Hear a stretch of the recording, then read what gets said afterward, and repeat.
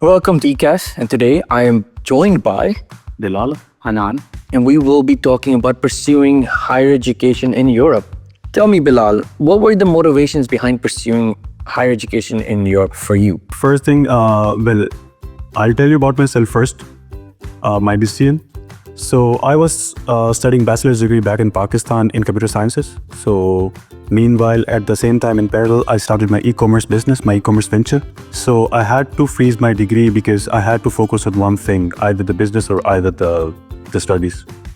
So I freeze my degree for a couple of years, for like 1.5 years or something. But by that time, I had to continue my degree again. Conditions in Pakistan were really, really bad, and Pakistan was a bit struggling financially, economically, like in every possible aspect. So that was the main reason that I have to go out. I have to go for a degree, foreign experiences, job markets, new people. So yeah, that was the main takeaway for me. And for yourself? I studied in a cadet college in Pakistan, so the exposure in cadet college was restricted. I was quite I wanted to get out of the country, as Bilal mentioned, that Pakistan was struggling economically. So the best option for me was I considered USA first, but USA was not granting scholarship to Pakistani students that much. So I applied 2 to 3 universities, but I didn't got a scholarship. So the best and economical option for me was Europe. So as my brother was also living in Belgium, so I preferred Belgium over other countries of Europe. So decided to study in KA level. And for you, what was the reason for choosing Belgium? Well, my first choice has always been the UK. But given the conditions over there, the job market, especially for students, for international students especially, and the tuition fee, that was way, way too much out for my budget. Then I decided to choose some countries in this part of EU, like Germany. But the appointment system in Germany was very, very slow for Pakistan. And there was only a couple of universities offering admission in Belgium. So that was the main motivation to choose Belgium, because it was one of the very few countries offering admission at that particular time. So tell me about it. So now considering, you're more familiar with the British and the American lifestyle and culture, what kind of differences or difficulties did you face when you arrived here, and how did you react to that? The first thing was the language barrier. Still face it, but the first shock is always a language. In the UK, in the US, it's English is an international language. It's spoken everywhere.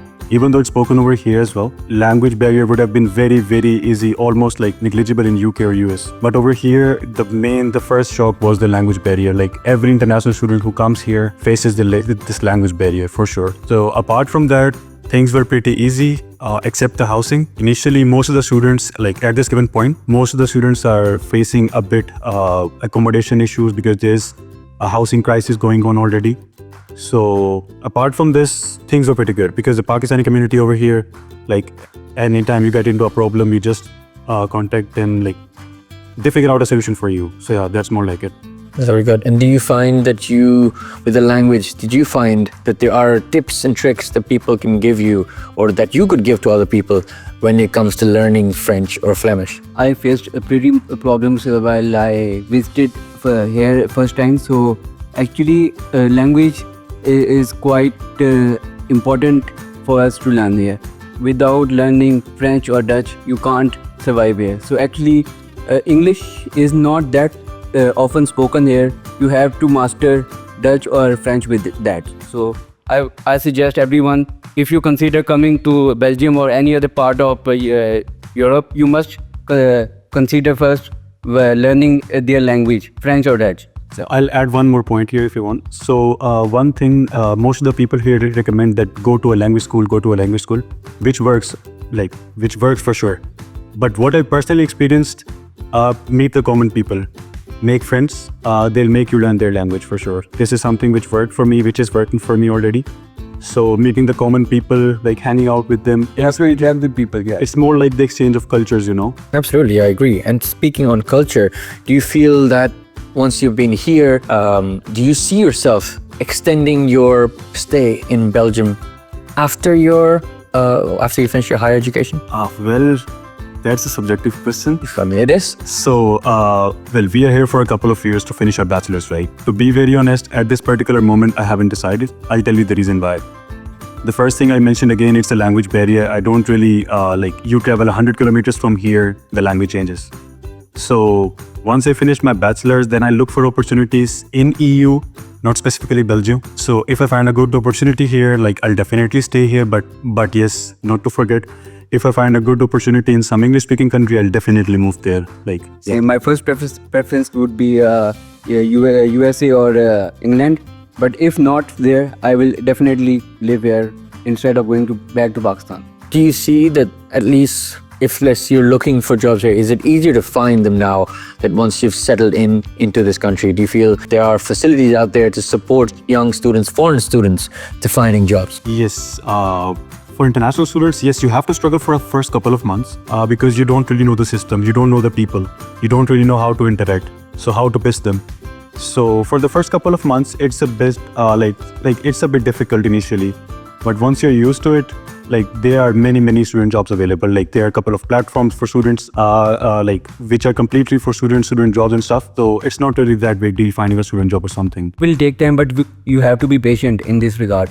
It will take time. Makes sense. Well, guys, do you have any tips for your younger self when you were applying through the whole difficulties of going to university and figuring out where do you want to go?